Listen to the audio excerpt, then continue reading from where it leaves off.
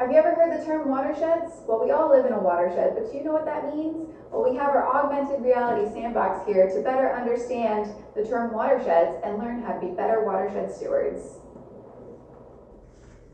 So, a watershed is defined as an area of land that drains to a common body of water, like a stream, pond, lake, bay, or ocean. When precipitation, like rain, snow, sleet, or hail, falls on the land's surface, some of it will soak in, some of it will evaporate back into the atmosphere, and some of it will run downhill until it collects in a body of water. This part that runs downhill is called runoff. But how do we know where it will go? In the last video, we talked about topography and reading topographic maps. We defined contour lines and elevation and looked at the Augmented Reality Sandbox to find peaks, valleys, and drainage ways. We all know that water runs downhill, so by understanding topography, we can better understand our watersheds and identify the watershed boundary. To start, we have to first choose the watershed outlet. This can be any point on a stream or any other body of water. This will have the lowest elevation in our watershed. Let's pick a point for our watershed outlet. Place a marker at the point. Now we can try to identify the watershed boundary by making it rain and seeing where the water goes.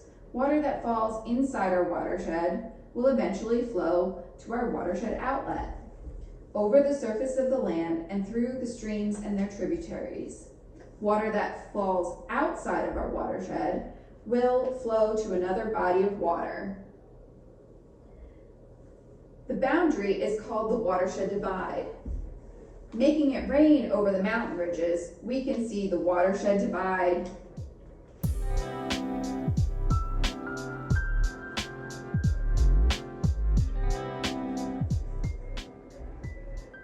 Watersheds can be any size or shape. They can be made up of many smaller watersheds, sometimes called sub-watersheds, collecting runoff from different parts of the watershed.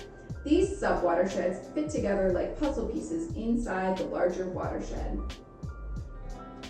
They can also be part of a larger watershed called the basin.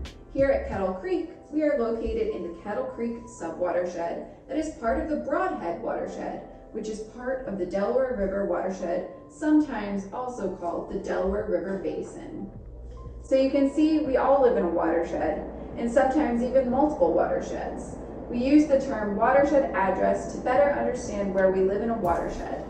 Take a look at our next video to see how you can be a steward of your watershed.